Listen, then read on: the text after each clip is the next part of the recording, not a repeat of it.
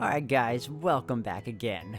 We are currently on Old Lemare Road 1, honestly the resting area. It's called the Noche Rest Lodge, and we also have, as you can see, another set of quests to take care of. Oh, it's Grace and everyone else. Oh, it's you guys. Instructor Thomas and the lady from Crossbell Times. Good to see you two again. Reen, Toa, it's been quite some time. It seems I just missed you and Aaron. Like ships passing in the night, aren't we? Yeah, Gaius and Rosine told us you'd been there.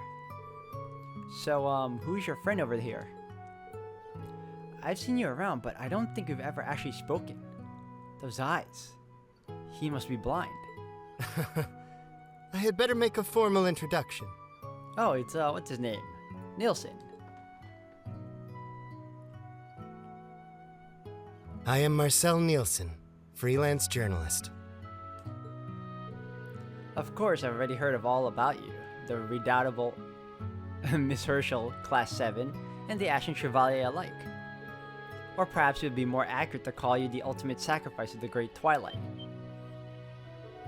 How do you know that? Knowing things is his business. Mr. Nielsen taught me everything I know about journalism. He's even won the Pulitzer Prize several years in a row at that. He's covered the mysterious incidents in the borough, the DG cult incident, even the annexation of Crossbell. Wow, that's an impressive resume. I remember hearing about you, but what are you doing here with Grace and Instructor Thomas? Well, first off, allow me to apologize for not helping you during the little incident on the Pantagruel. You see, there was a certain something I had been searching for at the time. An artifact passed down to the Imperial family. The final volume of the Black Records. You mean the secret books you and Reen were deciphering?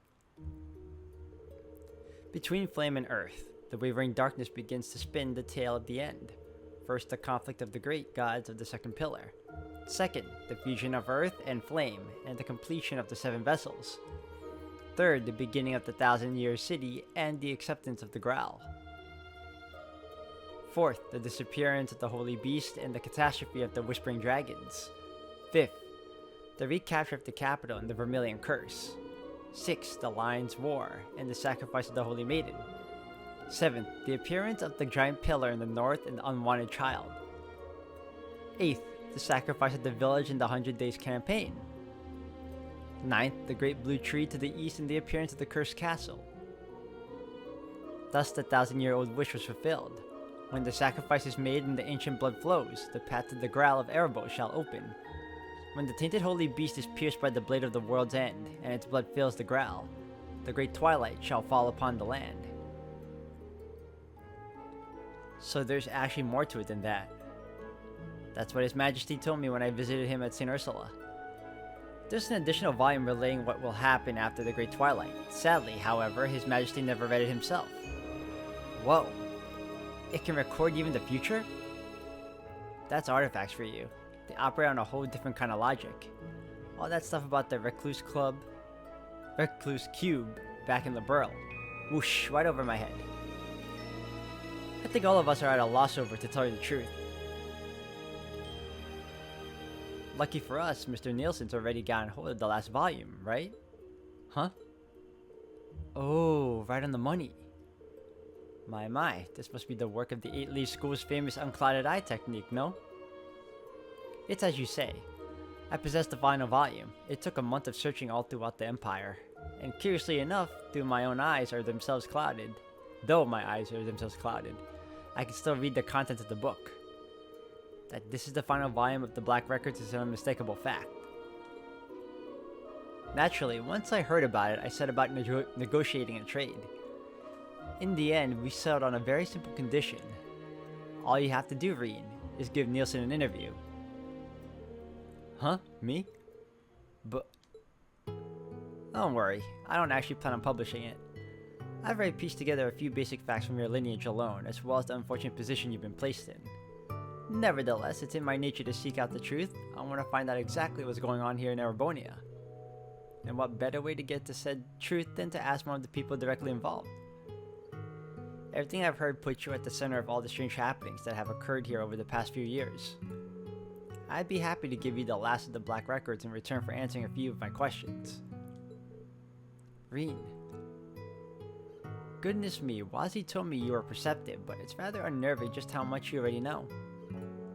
What do you say, Reen? The decision ultimately lies with you. The war is only 5 days away. This could help allay the situation if only a little. I guess so.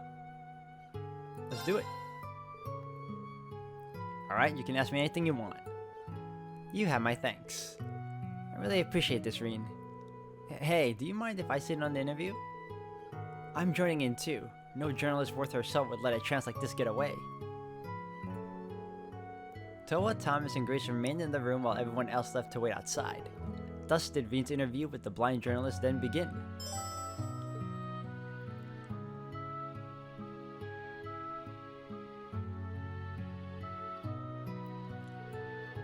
Now, Reen, I understand that Thomas was your history teacher, and given Miss Herschel's grandfather's expertise, I'm certain she knows her fair share as well. So I'd like to press right on and get to the heart of the matter, if that's alright with you. Yeah, sure. I have to admit I'm feeling a little nervous. You can go ahead and start whenever you're ready. I can't let my nerves get to me. Let's begin with a quick synopsis then. As it stands, the Great Twilight phenomenon is currently enveloping the whole of the Empire. The force behind it is called Operation Jormungand, while the resistance against them is referred to as Mil Mirage. Moreover, the key factors of this entire dilemma are the 7 Divine Knights, as well as the 2 Septarians they have been forged from. A great number of the implications behind these events are too much for humanity at large to handle. They make the history of our entire species feel trivial, meaningless even. But if we seek out these truths with an open mind, I believe there's more awaiting us than mere existential dread. What's happening here goes beyond just Erebonia. There are a myriad of different factors at play. There are? Huh, I see. It sounds like this is about to get deep. Just how much does this guy know? One of those factors is, of course, the Erebonian Empire. Thanks in part to the Arnar family owing allegiance to neither the clans of Earth nor Fire, they quickly rose to prominence. Thus today, Erebonia stands as one of the oldest nation-states in Zemuria. With the help of the Septian Church, it quickly expanded both its territories and its influence. That spectacular growth was also what gave birth to the Empire's unique system of class. All of which culminated 250 years ago with the War of the Lions. There are plenty of intriguing rumors regarding what went on behind the scenes, but that's not quite what concerns us at the moment. What does concern us is what happened in the wake of the war, something that's exerting an influence in the world even today. Do you know what it is I'm referring to, Reen? I think so. Advancements in weapons technology, severe decrease in population, the post-war renaissance. You mean Drake's post-war renaissance, right? A whole lot of innovations were introduced during the time, stuff people couldn't even dream of back in the Dark Ages. It helped make the country what it is today, making huge leaps forward in law, economics, and culture alike. The founding of Thor's military academy is a perfect example. That's right, because anyone can enroll regardless of class or nationality. It helped a lot of commoners get into the Imperial Army or obtain government posts. Thinking about it like this, you could also say it indirectly led to the formation of the Noble Reformist factions, and even the Civil War itself, 2 years back. Right, the Noble faction would have never been so militant if those class distinctions hadn't been so pronounced to begin with. That likely had repercussions beyond the army and the government as well. Very good. It seems we're more or less all on the same page. Let's move on to the factors that work outside of Erebonia then. Now, I realize that's a rather broad description to use. So for our purposes, we will narrow it down to Liberl, Northumbria, Jurai, Nord, and Crossbell. Calvard also borders the country, of course, but it really deserves to be in a category of its own. Whether the Nord Highlands count as part of the Empire is up to contention. And Crossbell has been a contested territory for hundreds of years. But these territories weren't under Erebonian rule when the Empire was first founded. Even so, their impact on imperial matters back then was by no means small. We have, for instance, the North Highlands, where then Prince Drykos began his campaign. And the borough found itself caught up in the 100 Days' War due to the massacre at Hamel, a tragedy born of conflict within the Empire's class system. Of course, it goes without saying that each of these situations began from within Erebonia, but there was one specific event not directly connected to the Empire that still had a great influence on its future. Does anything spring to mind, Rain? Let's see. The Guardian statue in Nord, the North Ambrian disaster, Jirai's mayor's resignation. I want to say the North Ambrian disaster. The only thing I know of that fits the bill is the Salt Pail, the one that appeared during the North Ambrian disaster. We still don't know exactly what caused it, but it definitely wasn't the Empire. A natural disaster like that would surely have had far-reaching consequences. That's true. It set off the sequence of events that led to Northumbria changing from principality to an autonomous state. Many refugees fled to Erebonia, and the newly established Northern Jaegers found plenty of chances for employment as they were hired by Erebonian nobles for proxy wars. And Northumbria's trouble spilled over to its neighbors in the west. Jirai's resulting economic hardships were just that, the Empire, or rather, Chancellor Osborne needed to turn its people against Crow's grandfather. That's exactly right. I see. When you think of it that way, you can really start to glean the wider impact that the disaster had on the world. Even the Imperial Liberation Front's creation can be traced all the way back to it. Quite right. It's an event that certainly deserves our consideration if we aim to properly unravel the goings-on of the Empire. Let us conclude by moving over to the happenings to the east.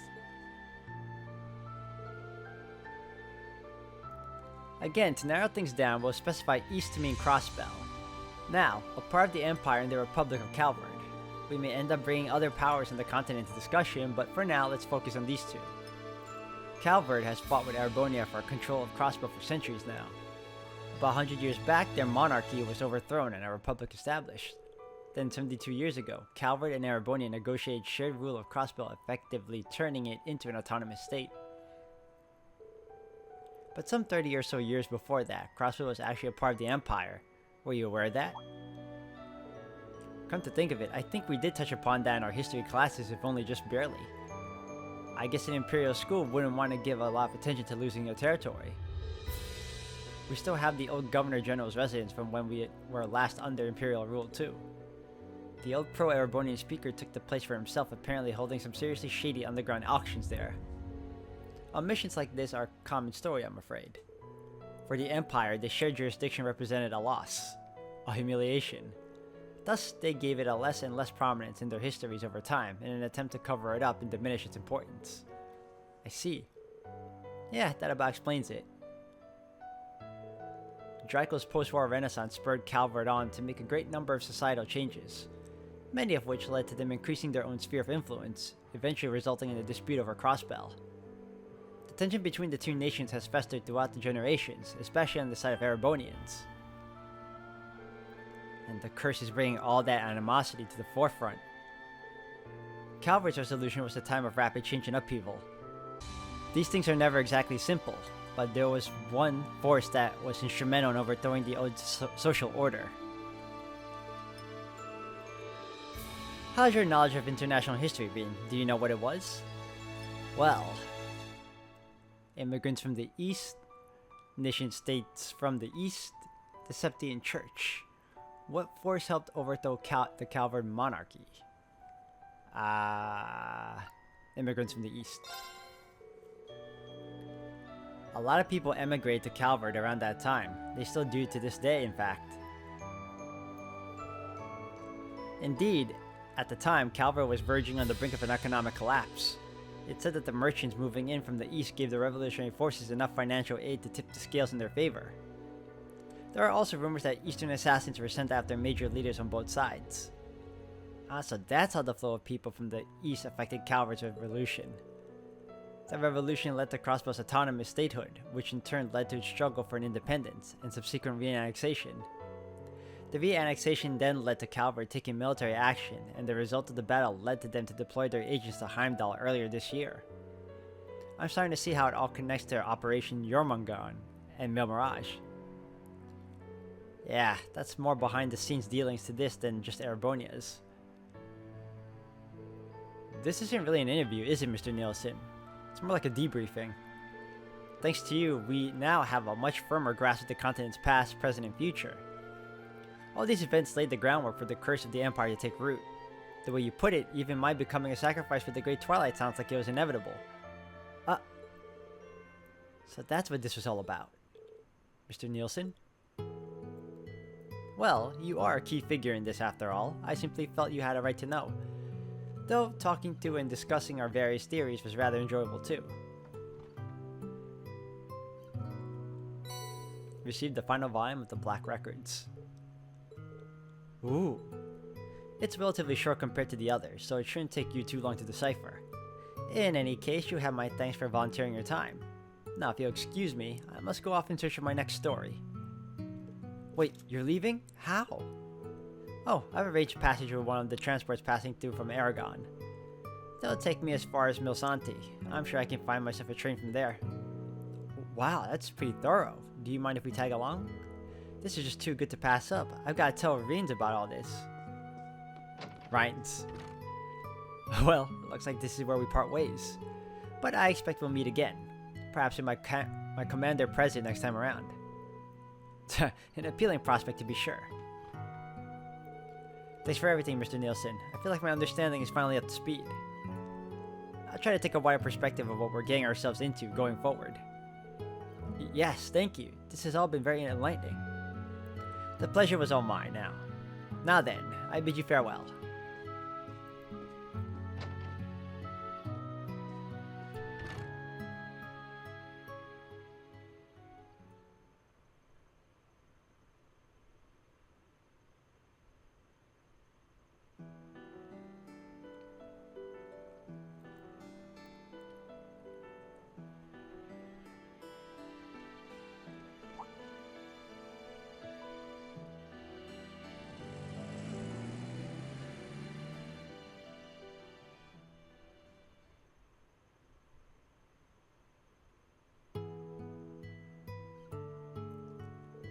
Thanks so much, Reen.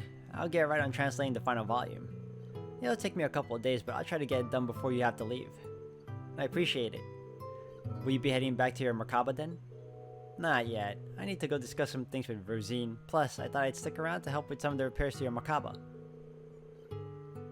Take care, instructor. Hopefully we meet again sooner instead of later. Well, we did spend 2 years together at Thor's. That has to count for something, no? Now then, everyone, until we meet again. Take care in the meantime. The Partitioner, the Church's techniques are a total mystery even to us. Perhaps, but as long as Grandmother trusts him, that's good enough for me. Oh, that really was a loaded conversation, huh? But everything we learned from it made it worthwhile, wouldn't you say? Yeah, I definitely feel like I've gotten my head together now. I won't let all this talk of prophecies and destiny hold me back. Whatever the Black Records say will happen, I'll face it, head on. That's the spirit, and remember, all of us will be right by your side.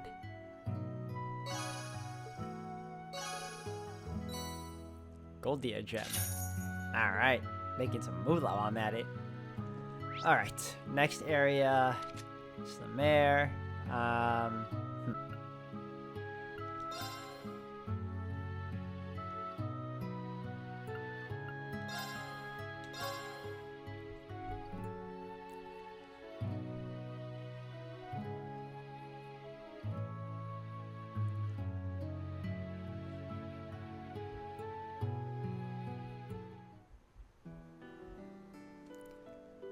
Alright, there's another... I think there's a monster extermination here. But I'm not seeing them. Quest monster. Oh, wait.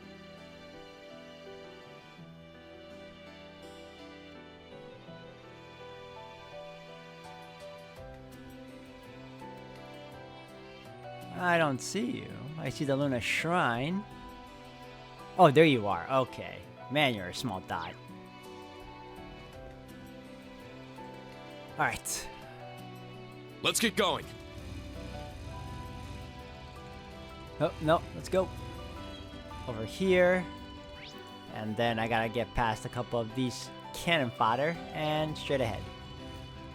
Alright, nope, got no time for you guys. I got a gigantic monster to beat, and I'll gladly do that. Or, hold on, nope. And, oh my god, I think I saw him too. Oh, damn. You weren't kidding. No. Alright, let's save here first.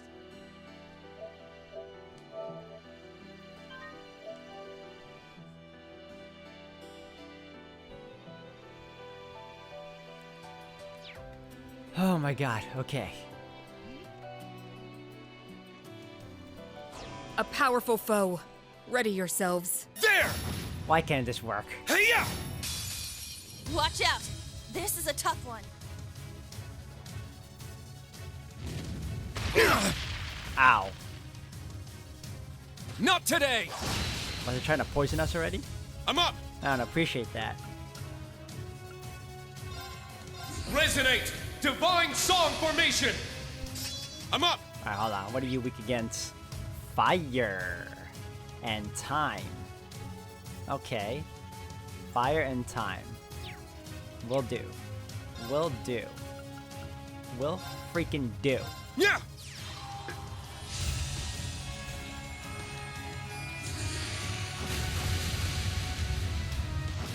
Take that. It's my turn! And then give us this. Yeah!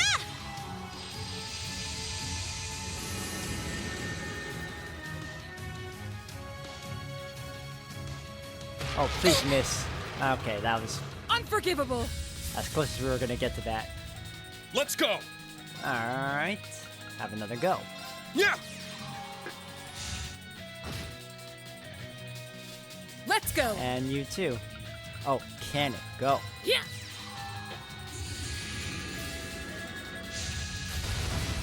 Burn them. That's a hot lava shower. Look at that. That was some intense damage. My turn. Okay. For now, what do you have? You have fire here too? Yes, you do. Ha! It's my turn! Alright. We got enough for another go. Ha!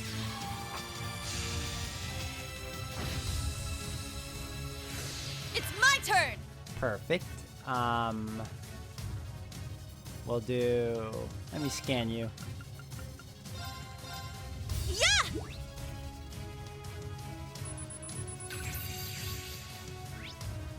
Okay, we got... Galiosaurus. Lake cryptid with rock hard scales that spews out clouds of corrosive gas and is able to turn its victims into... Oh, no. I'll handle this. That's not what you want. That's not what you want. Okay, so... Resonate! Divine Song Formation! Let's go. Go at it again. Ha! It's about to go glow. Oh, I thought it was gonna glow. Miss. Very well. Alright, you too. Yeah! Oh, he's going down fast. It's my turn! Thank goodness. Ha! Here I go! Okay, you don't seem to have what I need, so Holy Breath it is. Eh? Thank you. Thank you. It's my turn! Yeah, I'm out. I'm tapped out. Okay, well, that's fine. This will burn you. Roar! Healing strike! It's down! It's mine! Let's go. Oh, she doesn't have enough either.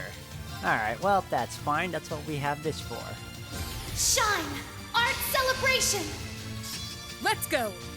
And boom. Azure Cleaver. Now. They're mine! My turn. Alright, we should have... Yeah. Good.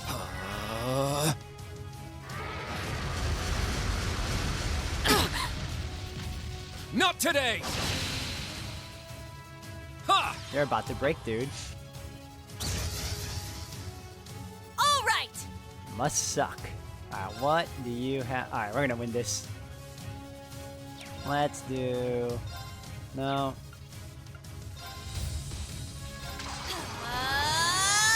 Smash! Wide open! An opening! I'm up! How are you not dead yet? Shit! Now! It's mine! This is the There you end! go.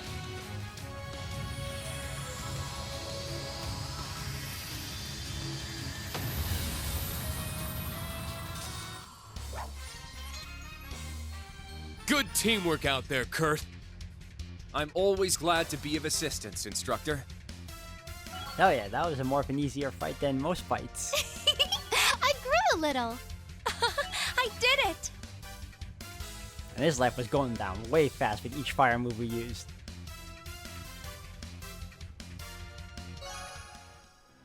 I want to believe completed. 7,000 again, and we got another bonding point. Perfect. Alright, so then that leaves us with leaves. Station Square, Radio Trista. Time to do this one.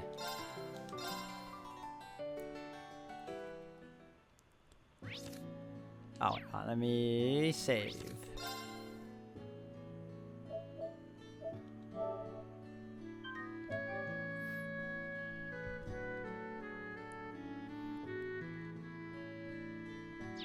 I like how pretty laid back this whole mission is for me.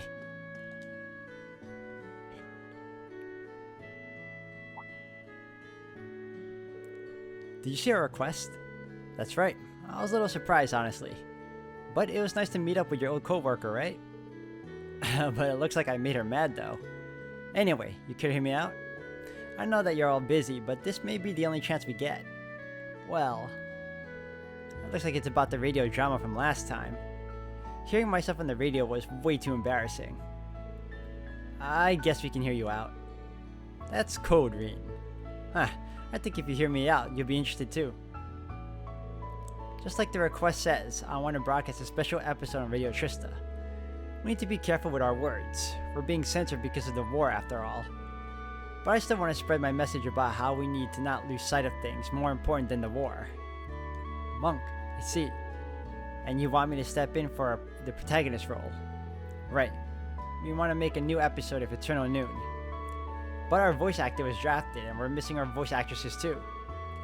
Since it's a special episode, I was hoping you could negotiate some replacements for the 4 heroines. Aren't you pretty much asking for the impossible, Monk? Yeah, that's probably how most people would see it. Please, think of it as my last request. There's so many fan letters, even a hospital patient wrote one. If the war's gonna happen anyway, I at least want them to have a courage. Right. I guess. I don't know if I'll be any good, but I'll try my best. Excuse me. Thank you so much. I know I can always count on you, Reen. I'm sure you don't want to waste time, so let's get straight down to the details. If I remember right, the setting is a fictional kingdom in the center of the continent. The main character's name is Noon. He's a skilled agent who carries out secret orders from the second-born princess. He has a mysterious past, white hair, wears black clothes, and uses an eastern sword called a katana. Huh. On the nose, huh? That's... Please don't say it. If anything, Noon had white hair before I did. Hey, I think it's cool, but I can always make some changes if you're not happy with the parallels. Don't worry about it. Why don't you tell us about the 4 heroines? Sure, I'll get started now. First, we have Selma, the daughter of a count. She's a broad-minded woman who likes to garden. The second is Ruri. She's a cheeky and irresistible reporter. She's the twin sister of Nanai, the med student. Third up is Hein. She works as a librarian who writes unique novels. Last is Velvet, a mysterious and elusive fortune teller. Oh gee. They're all on the nose. Those descriptions are too easy to match. Well, Selma's definitely Edel. Ruri's Vivi. Hein and Velvet are probably Dorothy and Beryl. Huh. You got it. Vivi and Dorothy are on the courageous too. Edo just happens to be here in Lee's right now. It looks like she was talking with Instructor Mary and the others about working with some of the other alumni. I see. It's been a long time since I've seen Edel. But what about Beryl? She can be pretty hard to pin down. Oh, I recently received some news from the other Thors alumni. Apparently, she's visiting a village you can't find on the map. I don't think it meant Hummel, though. That means maybe we'll be able to find her quicker than we thought. I think I understand. We'll have to talk to the 4 of them and bring them here, right? Right, the script is ready, so we can record whenever. If something more important comes up, feel free to prioritize that over this. Alright, leave it to us. We'll be back before you know it. Time to recruit some stars.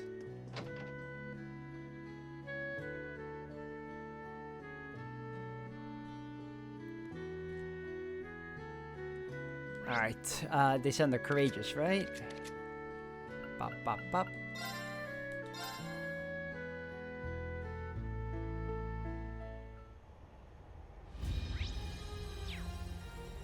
There you are.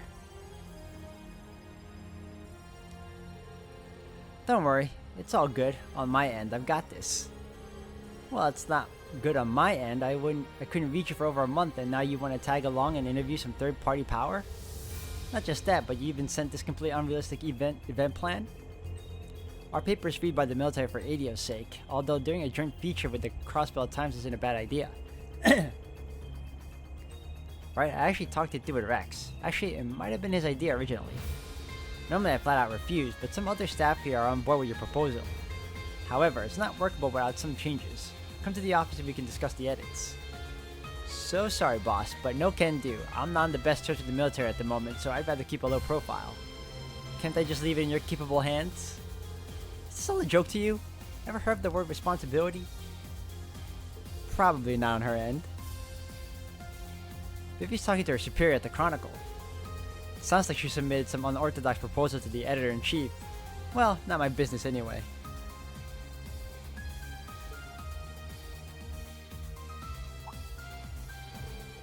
Yo, Rin, you need something from me? Don't tell me you've abandoned Elisa and Fee to flag the Vivi ending. A bold move, sir.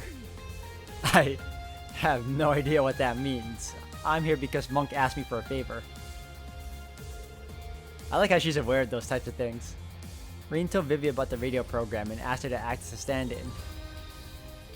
I remember back when Lynn subbed in one. It sounded so fun, made me a little envious. Plus, the show itself is pretty highly regarded in the industry, so yeah, I think that'd be really cool. Eureka! What about bringing Lynn along too? The twins route could wind up being pretty fun. Ever the comedian. Anyway, it'd be a big help.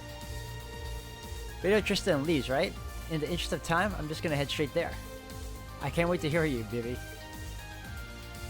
Vivi is very bold. Very forward indeed. Alright, and... hold on a second.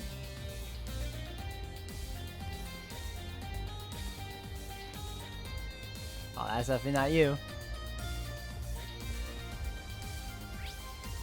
Uh-huh.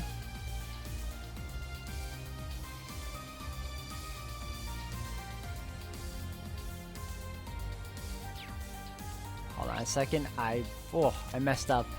Where is...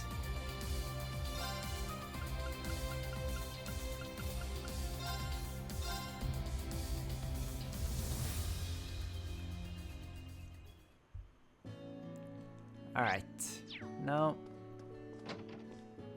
Let's get out of here, because I know Edo's here.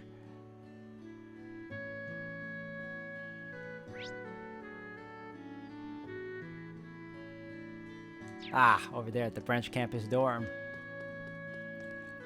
You're hiding from me this whole time. In plain sight.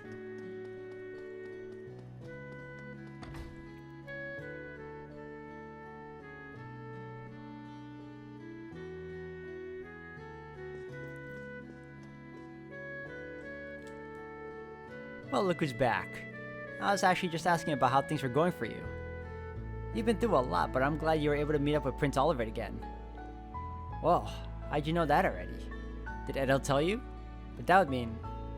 Now that you mention it, I was kind of surprised by just how many of our friends were aboard the Courageous 2 when it showed up. Well, I've known about the Courageous 2 for a while now, so when I saw the opportunity, I took the liberty of getting in touch with instructors Mary and Makarov and our over-there classmates. Stark helped us on a branch campus contact too. That's incredible. I always knew she was pretty unflappable, but this... I've heard stories about her family, but she just put the stories to shame. Oh no, it was nothing. Anyhow, thanks to that, we managed to get the main campus kids dealt with. Took advantage of the confusion to put a stop to the Zelber-Zoldat training too, so that's a plus. It really is. We're gonna do our best to push back against the main campus and the IDF from here on. Of course, we can't ignore reparations for the other operation either. The key to making it work is getting everybody to play nice together. The other operation? What are they up to? You know, the old field exercise camp in Sutherland? We've been putting together a little something there to help support you. You should go check in on it if you have the time. Thanks. Maybe we will. I am really curious now. I guess we can make a stop at the old Sutherland field exercise camp later. Oh, Reen, is there something I could help you with? You're quick on the uptake. Monk actually sent us over to ask you a favor. Reen told Ella about the radio program and asked her to act as a stand-in. Sure, I don't mind at all. That's a great help. Thank you. You're never one to shy away from things, are you? Well, I wouldn't say I'm as brave as you, Toa, but I know Monk must be in a real bind over this. The radio station's just a short walk away from here. I'll head straight over once I've wrapped things up. Sounds perfect. Alright, cool. Okay, back to Aegis.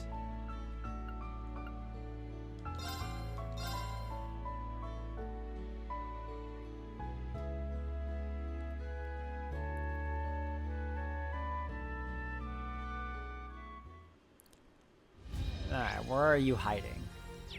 Boom. Reference room, yep.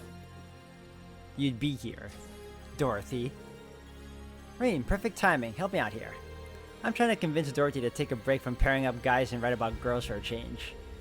I told you, Angelica, I have firm rules when it comes to what I write about, and your request violates the most sacred one.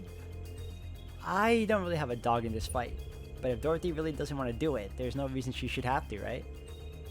Fair point, Reen, but I wouldn't want to see a writer of Dorothy's caliber squander her potential. The girl has the chops for this. Wait, Angelica, have you read my books? Of course, they're amazing, which is why I think it's criminal for you to limit your stories to just one type of attraction. For now, let's start with a long talk about just how appealing women can be, But how about that? Not even Dorothy's a match for Angelica.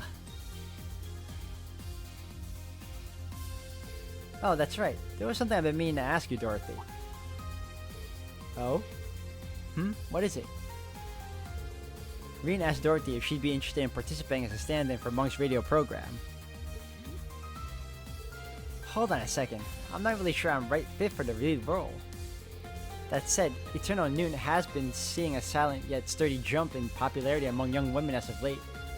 But forget the heroine. Noon's steamy chemistry with his rough and tumble colleague turned rival is where it's really... I can almost taste it. Yeah, if possible, I'd like to be left out of whatever party platter your mind is conjuring up there.